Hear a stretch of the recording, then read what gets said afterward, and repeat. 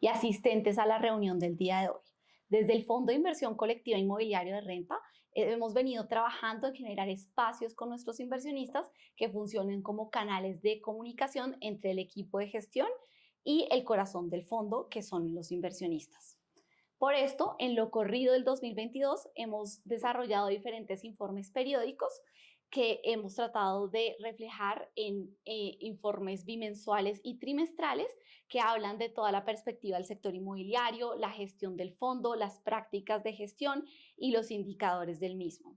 También los hemos invitado a diferentes webinars y foros en los que algunas veces hemos estado solo el equipo gestor y otras veces con otras personas de la industria inmobiliaria para mantenerlos al tanto de lo que está pasando.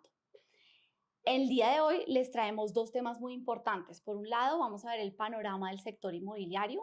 Esto pues acá nos vamos a enfocar en los sectores logístico, comercial y de oficinas, porque son, digamos, los sectores en los que mayor participación tiene el fondo.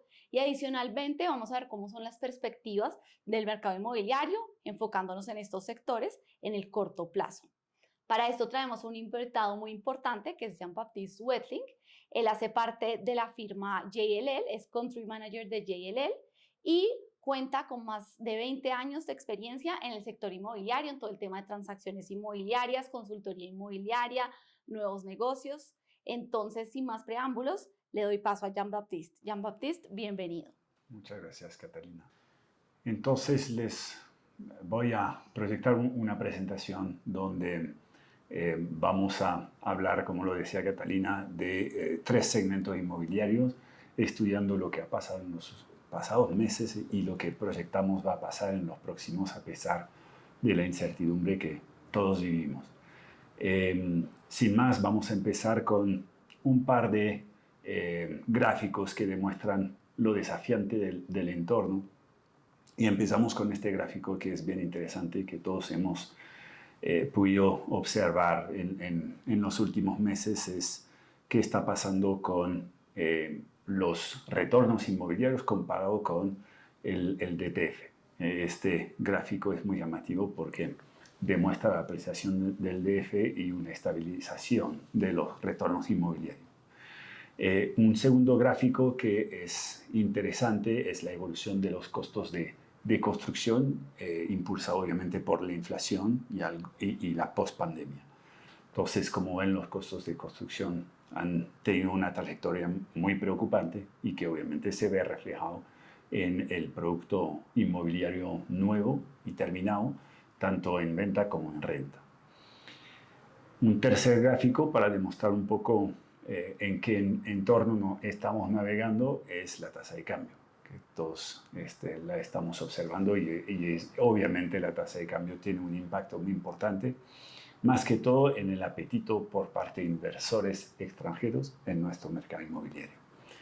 Estos tres gráficos demuestran que estamos en un ambiente muy desafiante.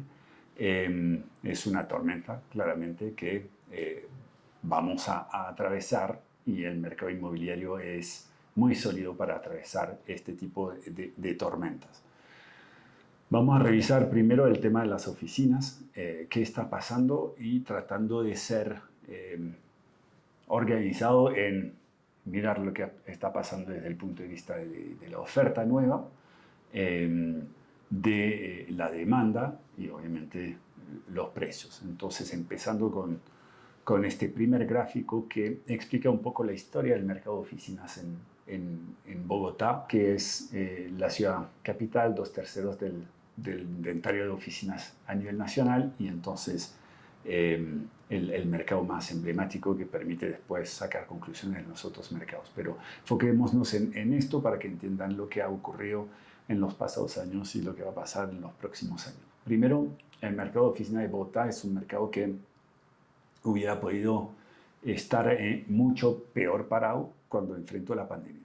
Como todos sabemos, la pandemia ha sido sinónimo de, pues, para muchos el fin de las oficinas. Obviamente no es el caso. Las oficinas van a siguen siendo primordiales para las empresas, pero la realidad es que hubo una cierta duda y que seguimos en cierta incertidumbre de cómo la gente va a regresar a las oficinas y en qué magnitud, porque el trabajo remoto es obviamente una tendencia que se ha democratizado y que va a coger importancia. Eso dicho, este gráfico es muy interesante y les decía que nos coge en una coyuntura que hubiera podido ser peor en el sentido de que si ven, hasta 2019 teníamos una producción que son las barras grises muy importantes de oficina. Que esta producción ya antes de la pandemia la veíamos bajando muy fuertemente para el periodo de 2020 a 2024. Y eso es lo que está reflejando este gráfico. Entonces, sí, en varios mercados inmobiliarios de oficinas en otras partes, venían varias construcciones de oficinas que se iban a entregar en 2020, 2020, 2021, 2022. Pues no ha sido el caso en Bogotá porque el ciclo de producción de oficinas terminó en 2019 con la entrega del edificio Atrio, que queda en el centro de la ciudad. Eso obviamente es un contexto favorable de no sumar a la incertidumbre de la pandemia y a la devolución de oficinas que pasó en este momento, una sobreproducción de oficinas. Es un primer punto muy interesante de tener en cuenta. El segundo punto es que si bien vemos en 2020 una absorción negativa, lo cual quiere decir que empresas devolvieron sus áreas en vez de tomar áreas nuevas, lo que estamos viendo es que obviamente tuvo un impacto directo en la tasa de vacancia, que es esta línea que ven, que es básicamente la cantidad de metros disponibles dividido por la cantidad de metros totales del inventario. Esta tasa de inflación no se disparó de manera descontrolada. Hay otros lugares donde ha sido, estoy hablando de otras ciudades en el mundo, donde esta tasa de vacancia ha subido de manera muy peligrosa, pero básicamente una tasa en el orden del 13-15%, como ven en esta gráfica, no es tan dramática y de hecho ya estamos viendo en el transcurso de este año que está retomando su senda descendiente y llegando a niveles mucho más saludables. Obviamente seguimos en torno a 12%, que es un número importante de vacancia, pero con una cierta perspectiva de ver eso mejorar, porque al mismo tiempo no se construyen nuevas oficinas y esta coyuntura que nos atrapa de aumentos de tasas también impide que se construyan nuevas oficinas. Entonces eso es un primer cuento de lo que es la historia del mercado de oficinas en Bogotá, que se traduce de nuevo en otros mercados colombianos, pero importante tener este gráfico en mente. En el gráfico que sigue vamos a revisar un par de tendencias que son interesantes. Primero, las rentas históricas, cómo están evolucionando. Y un primer punto importante de revisar en la gráfica de la izquierda es de qué forma el mercado está reaccionando. Lo que estamos viendo es que las oficinas de altos estándares están creciendo en precio, en pesos, cuando las oficinas de bajos estándares, que son las desactualizadas, están en cambio estabilizándose o bajando de precio. Y eso tiene que ver con la realidad de la pospandemia. Las empresas que están en oficinas desactualizadas les complica mucho más que una empresa que está en una oficina bonita de hacer que la gente regrese a las oficinas, que obviamente es un punto clave del futuro del mercado de oficinas, es lograr que los empleados regresen a las oficinas. Entonces, una primera tendencia que estamos viendo dibujándose es una necesidad de mejores edificios. Eso muchas veces viene a la par con una disminución de pronto de la huella, porque se necesitan menos oficinas con la realidad del trabajo remoto, pero sí se necesitan oficinas de mejor calidad, más atractivas para que la gente, los empleados tengan ganas de regresar a las oficinas. En el gráfico de la derecha es un gráfico interesante que muestra un poco la tendencia de precios de renta de oficinas en dólares comparado con el peso. Esto es interesante porque muchas empresas que estamos monitoreando y que la demanda que hablamos en este informe es una demanda que la componen muchas multinacionales, piensan en dólares. Y cuando ven nuestro mercado, un dólar a 5.000 pesos, obviamente pues ven que las rentas en Colombia son muy atractivas comparado con mercados vecinos como el de Perú, el de México, el de Panamá, que están todos dolarizados. Y eso lo que está induciendo es la llegada de manera importante de empresas que nosotros llamamos el sector back office, que son call centers, BPOs, este tipo de operaciones que no están vendiendo servicios en Colombia, pero vienen a aprovecharse de la coyuntura colombiana, con precio de renta muy atractivo y obviamente precio de talento muy atractivo, para generar operaciones importantes en Colombia. Cuando digo en Colombia es más que todo en Bogotá, seguido por Medellín y Barranquilla, Cali, que son también Bucaramanga, lugares que están viendo, llegando estas operaciones que sí son tomadores de muchas áreas de oficina. Entonces, pasados estos dos gráficos, vamos a seguir y conversar un par más de tendencias que son interesantes de tener en mente a la hora de analizar en detalle el mercado de oficina. Primero, y eso de nuevo es en Bogotá, muchos de los edificios de oficinas son copropiedades, que básicamente son construcciones que fueron financiadas a través de la preventa de pequeñas áreas antes de construir los edificios. Pasa lo mismo en vivienda, pasaba lo mismo en oficina. Eso ha empezado a cambiar hace más o menos 10 años con el auge de los fondos inmobiliarios que han permitido financiar proyectos de oficina y guardar la propiedad en renta a largo plazo. Eso es una tendencia nueva que básicamente ven reflejada en este gráfico de la izquierda, donde hablamos de la estructura de propiedad simplificada versus la estructura de propiedad fragmentada. Fragmentada quiere decir copropiedad, simplificada quiere decir, en su gran mayoría, fondos inmobiliarios o dueños institucionales buscando arrendar propiedades a largo plazo. Esta figura obviamente está creciendo y es una buena noticia para el mercado de oficina. Quiere decir, es un mercado más sofisticado y más maduro en su estructuración financiera. Es un punto importante porque a empresas multinacionales les cuesta mucho sentarse con varios dueños pequeños para lograr el área que necesitan. En cambio, es mucho más fácil sentarse con un solo propietario institucional y pensar a largo plazo con él como un aliado inmobiliario a largo plazo. El gráfico a la derecha demuestra un poco lo que ha pasado en los últimos 10, 15 años en Bogotá, pero es cierto en otros mercados, la descentralización del mercado. El CBD, que llamamos ahí, el Central Business District, es el norte de la ciudad, de la 72 a la 127, y la autopista a la montaña.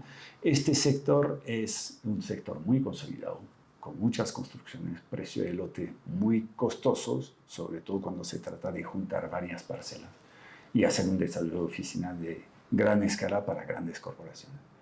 Entonces, ¿qué ha ocurrido? Pues se han levantado edificios de estas características en zonas donde sí existen los lotes a precio mucho más competitivo, que básicamente es el corredor La 26, conectando el centro de la ciudad con el aeropuerto del Salitre.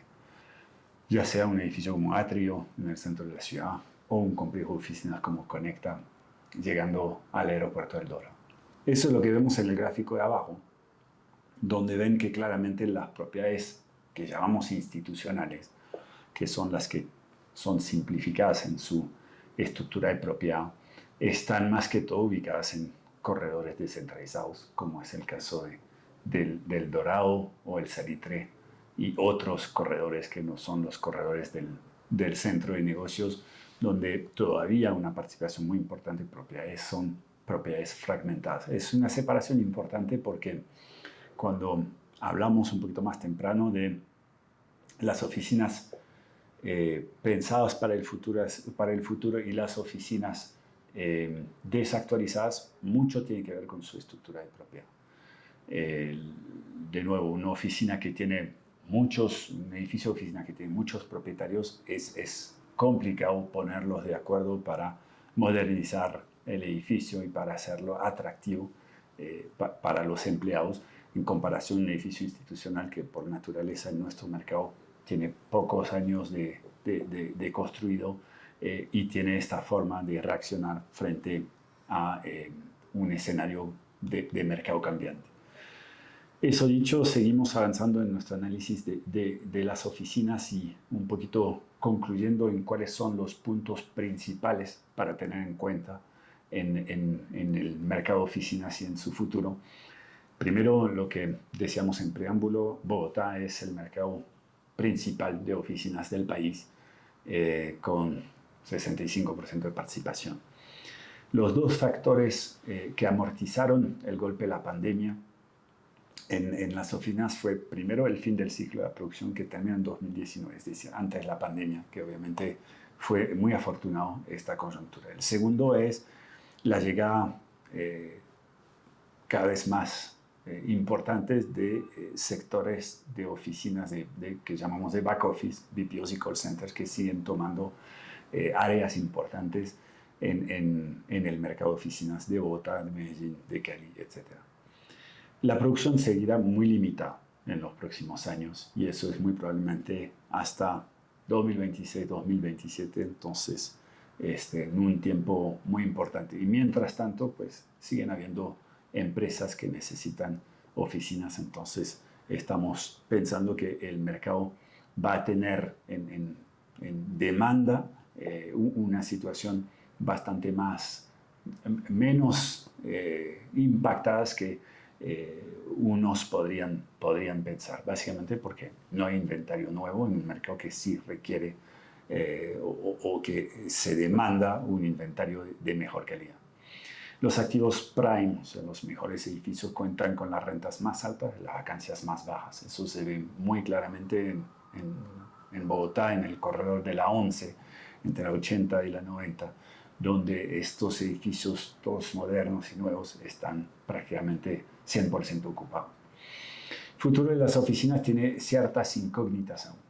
El regreso a las oficinas, lo hemos hablado, todas las empresas no han estructurado su estrategia de regreso a la oficina, pero cada vez más estamos viendo que está ocurriendo y que la gente está regresando. El segundo punto es el impacto de la crisis económica que se perfila, que obviamente es global, pero lo vamos a vivir localmente. ¿Y qué quiere decir a la hora de invertir en oficinas más atractivas y más modernas? Eso dicho, las tendencias del futuro son dos, están claras y van a pasar cuando es la parte un poquito más difícil de contestar, pero las empresas necesitan edificios de mejor calidad, entonces necesitan lo que llaman flight to quality, espacios más atractivos, y dos, necesitan más flexibilidad, porque más flexibilidad desde el diseño de las oficinas. Muchas empresas deciden dejar de tener oficinas cerradas y más bien toda la gente comparte un lugar colaborativo, porque la tendencia del uso de las oficinas está cambiando de manera importante. Eso no quiere decir que las oficinas estén en riesgo, ni mucho menos, sino que hay que repensar cómo se están usando y son espacios más de colaboración y de generar cosas en conjunto en una organización, más que antiguamente un lugar donde uno se sienta a hacer correos y trabajar. Estas son un poco las conclusiones en materia de oficinas. Entonces, un mercado de oferta muy parado por el contexto, un mercado de demanda que sigue dinámico, ya sea porque las empresas necesitan mejorar sus oficinas para atraer a su gente, o ya sea porque llegan de manera importante estas operaciones de back office. Ahora hablemos del mercado logístico industrial, que básicamente estamos hablando de las bodegas. Entonces, de nuevo, como lo vimos para el tema de oficinas, un pequeño resumen nacional del mercado logístico e industrial de Colombia. Y como ven, el grueso del inventario de bodegas a nivel nacional está claramente en Bogotá, como las oficinas, aproximadamente 2/3 del mercado logístico e industrial. Está seguido por la costa Caribe, Barranquilla y Cartagena, Medellín y Cali. Podrán sorprenderse la participación de Medellín y Cali, que todavía son mercados pequeños que tienen un potencial muy importante, pero que todavía son mercados pequeños y muchas veces serviciados desde el Bogotá, que es el logístico para muchas compañías, en el país. Tiene que ver la ubicación. Primero tiene que ver con Bogotá siendo el primer mercado de consumo, y segundo, por ser bastante céntrico y entonces una ubicación que tiene sentido para después distribuir el interior del país. Un segundo punto que es importante en este gráfico que ven acá es la participación del inventario de altos estándares. Como todos lo hemos vivido en la pandemia, el desarrollo del comercio electrónico ha impulsado fuertemente la necesidad de mejorar la infraestructura logística de muchas compañías. Entonces, básicamente, una empresa, un poco como lo veíamos para las oficinas, que necesita mejorar su infraestructura logística, necesita necesariamente instalaciones modernas. Y eso es lo que no hemos generado en el mercado por mucho tiempo. Los primeros desarrollos que realmente tienen esta vocación de ser muy eficiente en materia logística y estar en renta a largo plazo para acompañar las empresas usuarias de espacios logísticos son proyectos relativamente nuevos, que tienen más o menos una década, y volvemos a la historia de las oficinas. Es lo que ha permitido este desarrollo. Han sido los fondos de pensiones invirtiendo en los fondos inmobiliarios del mercado. Y lo que ven, que es muy llamativo, es que solamente Bogotá cuenta con inventario que llamamos AAA, o sea, lo mejor de lo mejor, con aproximadamente 500.000 metros cuadrados. Para darles una referencia, México DF, obviamente es una ciudad 3 veces más grande que Bogotá, pero cuenta con 6 millones de metros cuadrados AAA de bodegas logísticas. Entonces, pensando que Bogotá es 3 veces más pequeña, vemos que el potencial nuestro está más cercano a 1,5 millones, 2 millones de metros que los 500.000 que estamos viendo acá. Obviamente entramos en un contexto donde vamos a ver el desarrollo de nuevos productos frenados, pero la necesidad es latente y está clara. Entonces, lo que vemos son productos clase A, también en Bogotá, otros 500.000 metros, y en la costa, pero todavía una participación de bodegas de buena calidad extremadamente pequeña. Seguimos, y acá nos concentramos en Bogotá porque, como lo vimos, es donde la historia es más relevante para el mercado logístico del país industrial. Entonces, eso es donde están distribuidas las bodegas en Bogotá. Prácticamente las bodegas digamos, anticuadas están en la ciudad, en los sectores Puente Aranda, Montevideo y hasta Fontibón. Y las bodegas de más altos estándares, más modernas, típicamente suelen ubicarse alrededor del aeropuerto, en los suburbios de Mosquera, Madrid, Funza y Cota.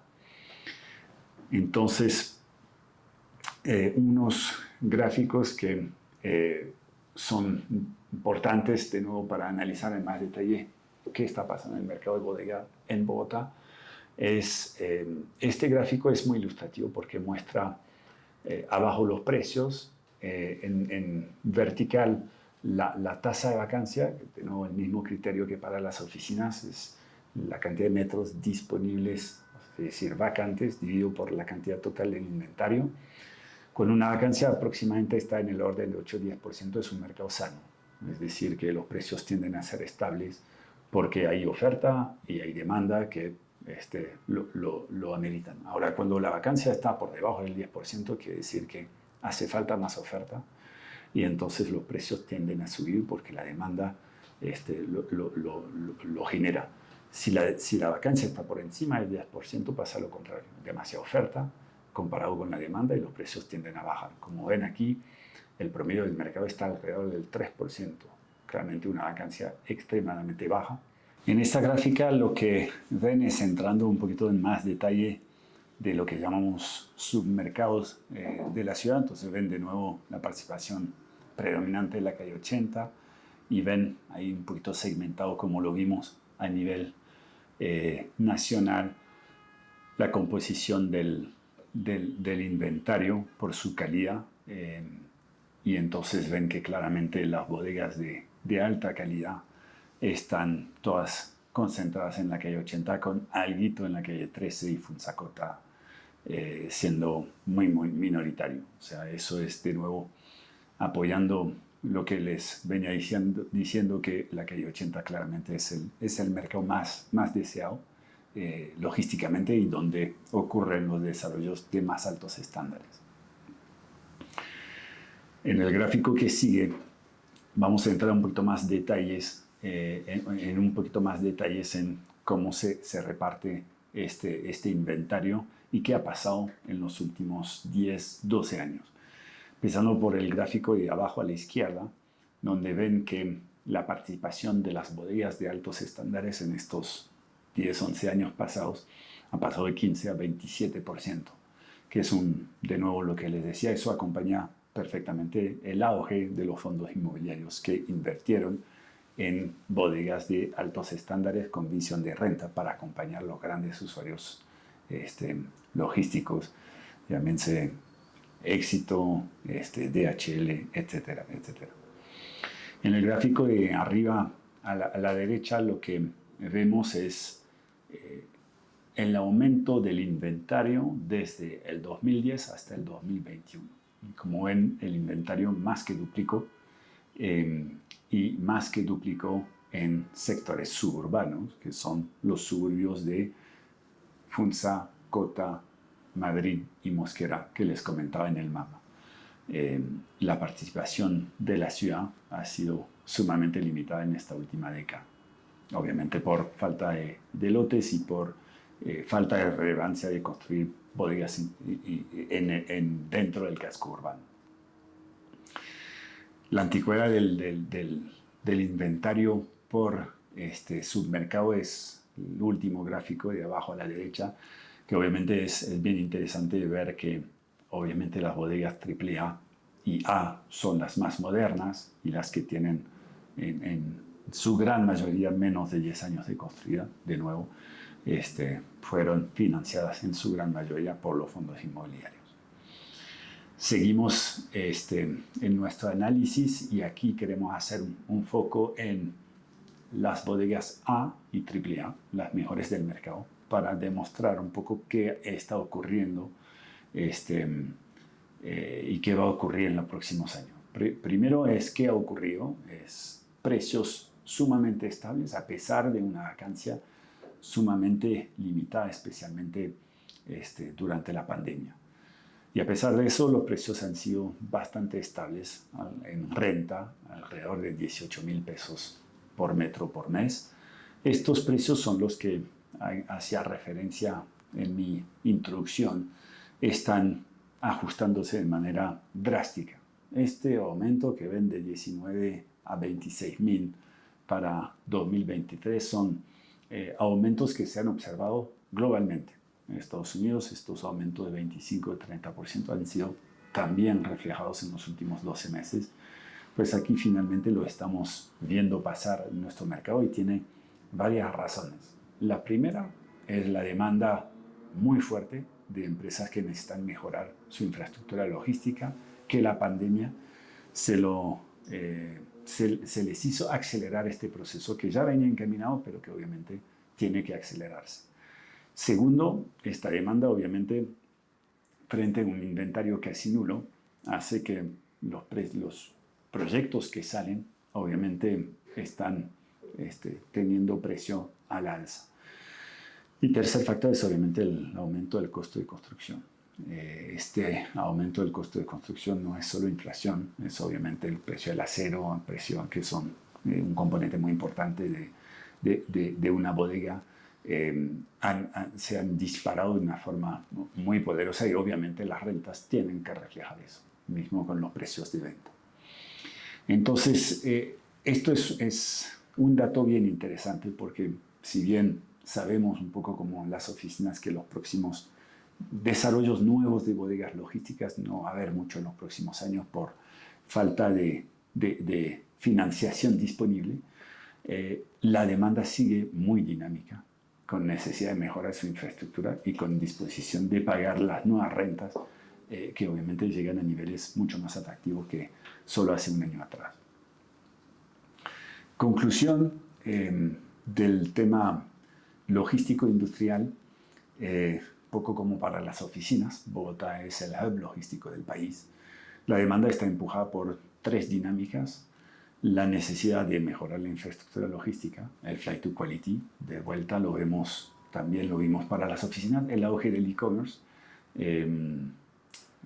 que eso lo hemos vivido todos en la pandemia, y la necesidad de activos a la medida, es decir, muchos usuarios logísticos, llámese Falabella, Home Center, Éxito, IKEA, no tienen otra posibilidad que de construirse sus propios activos logísticos. Lo hacen por medio de fondos inmobiliarios que los apoyan en la financiación de estos proyectos, pero hacen edificios que están a sus medidas. Y al hacer edificios que están a sus medidas, pues está también presionando el precio de compra de tierra y precio de renta. El mercado AAA es nuevo. Como lo veíamos, tiene como mucho 10 años de antigüedad. Y el inventario es reciente y muy limitado. La falta de inventario AAA frente a la demanda impulsa al alza el precio de las tierras, que eso lo hemos vivido fuertísimo desde la pandemia, y los costos de construcción, que hemos hablado también, están adicionándolos al precio de la tierra, impulsando fuertemente estos precios de renta que vimos pasar de 19 a 26 mil pesos el metro al mes, a finalizar 23. Entonces, estos son tendencias interesantes, de nuevo, y menos catastróficas que los que unos pueden concluir sin analizar a profundidad la realidad de la demanda. Pasemos al último segmento inmobiliario que estamos estudiando esta tarde. Es el mercado de retail, y más que todo vamos a enfocarnos en los centros comerciales. Entonces, aquí en este gráfico van a ver la evolución del inventario de centros comerciales en los últimos 20 años. Y básicamente ven la cantidad de centros comerciales y la cantidad de metros cuadrados que suman todos estos centros comerciales, y ven que el aumento ha sido tremendo en las últimas 2 décadas. Ahora, entrando un poquito más o sea, sabemos todos la importancia de los centros comerciales en la organización urbana de Colombia. Los centros comerciales son lugares de vida, de entretenimiento y de consumo sumamente importantes en la gran mayoría de los barrios. Entonces, es un tema cultural muy importante, y eso es lo que estamos viendo. Ahora, cuando entramos a analizar un poquito cómo está compuesto este inventario de centros comerciales, llegamos a la misma conclusión que vimos para tema de oficinas y también para tema industriales y logísticos. Es que muchos de los centros comerciales han sido financiados por la preventa de unidades, de locales, antes de empezar la construcción de los centros comerciales. Esa era la figura clásica de financiación de los proyectos centros comerciales en el pasado. Eso ha empezado a cambiar hace 10, 15 años. El primer segmento que ha cambiado. Más que todo de la mano de grupos chilenos que vinieron a construir centros comerciales para la renta con plata institucional. Entonces, todos hemos visto los centros comerciales de Parque Arauco, de Mall Plaza. Son algunos de los que empezaron a impulsar esto. Pero no solo. También el Grupo Éxito, de la mano con el Fondo Inmobiliario Colombia, ha estado desarrollando esta marca Viva Malls, que tiene esta misma filosofía y visión de construir centros comerciales, guardar la propiedad y arrendar a largo plazo a sus usuarios operadores. El PEI ha crecido muy fuerte en este segmento, obviamente seguido de Pactia, los chilenos que mencionábamos, y los demás que también tienen participación en este segmento. Lo interesante son estos dos gráficos de arriba, donde ven que hace 10 años, 12 años, la participación de los centros comerciales, digamos, de único propietario, con esta visión de renta, era del 15%. Hoy en día es del 33%, y la gran mayoría de los centros comerciales, no son muchos los que están en estructuración, pero los que están o terminando construcción o en estructuración, están casi al 100% estructurados bajo este modelo de propiedad única con financiación institucional. Entonces, ahí ven quiénes son los mayores actores de este 33%. Es importante esta división de la estructura de propiedad porque obviamente frente a un entorno cambiante del consumo y de cómo la gente consume, es importante de poder adaptar los centros comerciales. Y es fácil adaptar un centro comercial que tiene un solo propietario, es mucho más difícil cuando tiene 200, por la misma historia que veíamos con las oficinas. Entonces esta fractura entre la propiedad única y la propiedad fragmentada va a coger cada vez más relevancia en el sentido de que un centro comercial ofrece una experiencia y lo que busca el propietario del centro comercial es guardar el visitante el más tiempo posible, entonces ofrecerle todo lo que está necesitando desde las compras en el supermercado hasta las compras en las tiendas de deporte o de ropa y el entretenimiento, ya sea el cine o la gastronomía que cada vez más se desarrollan en este tipo de productos. Mucho más ágil y flexible una propiedad única que una propiedad fragmentada.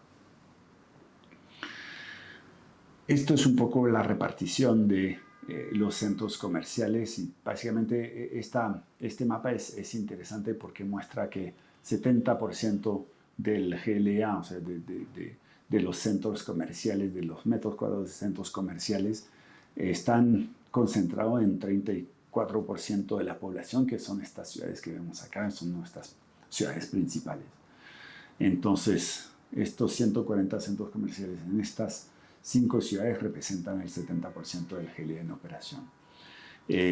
No es nada sorprendente, obviamente un centro comercial tiene que estar donde la población es muy densa y eso es lo que demuestra un poco este gráfico.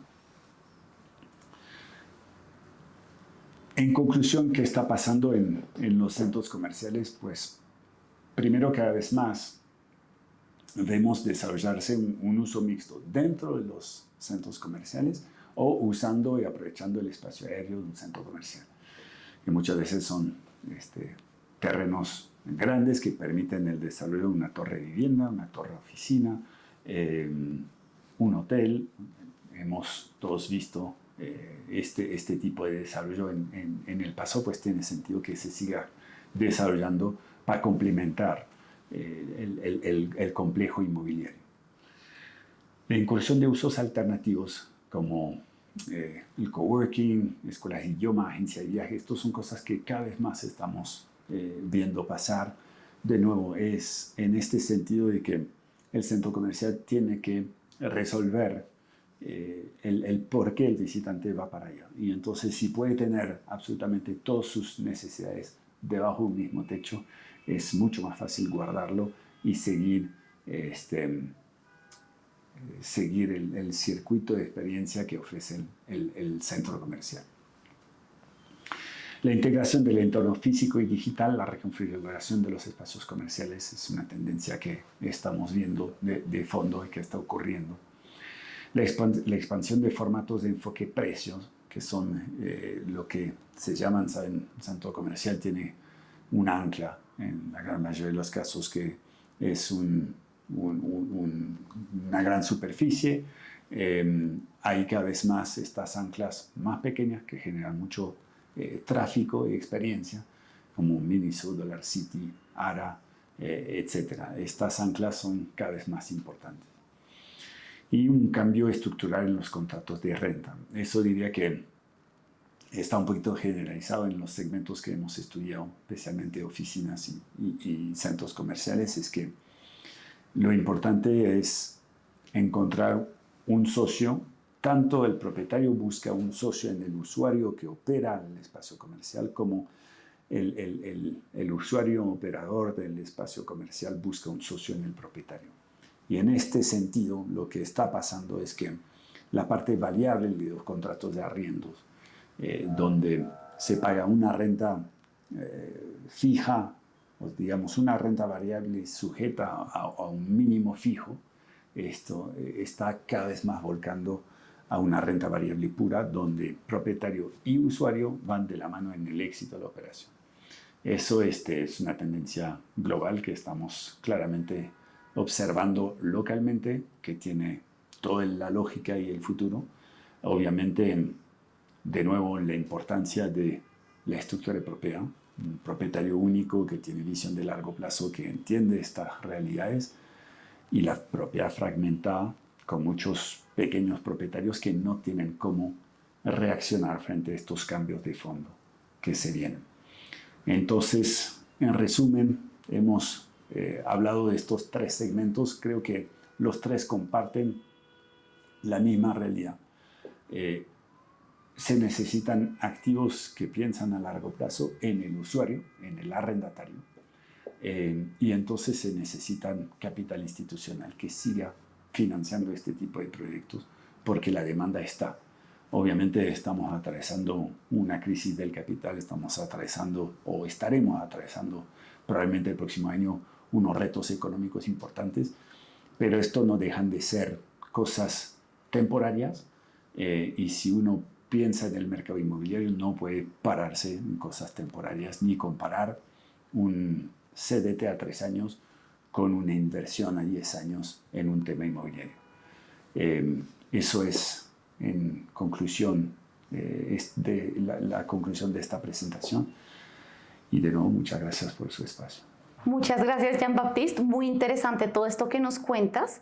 A nuestros invitados del día de hoy les decimos que si se perdieron alguna parte, por favor visiten nuestra página web, al igual que si quieren volver a ver todo el evento va a estar ahí, igual que estos informes que les contaba que estamos haciendo de manera periódica. Adicionalmente, tenemos información del fondo, de la gestión y de los indicadores. Muchísimas gracias a todos los asistentes y esperamos tenerlos la próxima vez que volvamos a hacer un evento como estos.